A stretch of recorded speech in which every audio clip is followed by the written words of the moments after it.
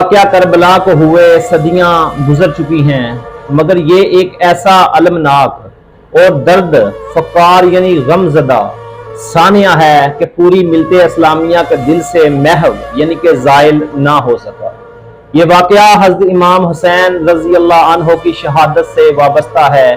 आप सल्लल्लाहु अलैहि वसल्लम के नवासे हजरत अली अल मुर्तज़ा शेर खुदा और हजरत बीबी फातिमा ज़ोहरा रज़ी अल्लाह अन्हुमा के लहते जिगर। इस्लामी तारीख में दौरे खिलाफत के बाद ये वाकया इस्लाम की दीनी, सियासी और इज्तिमाई तारीख पर सबसे ज्यादा असर अंदाज हुआ है।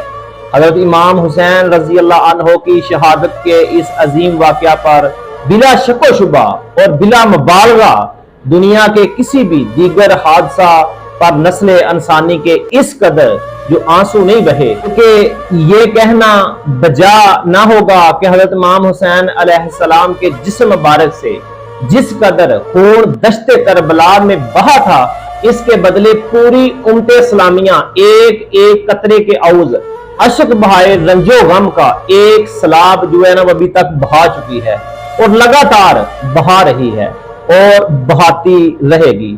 अल्लाह ताला ने वाकया करबला को हमेशा के लिए जिंदा और जावेद बना दिया है, ताकि इंसान और खुसूसन ईमान वाले इससे इबरत हासिल करते हैं। वो डॉक्टर अल्लामा मोहम्मद इकबाल साहब ने क्या खूब कहा था कि इस्लाम जिंदा होता है हर करबला के बाद।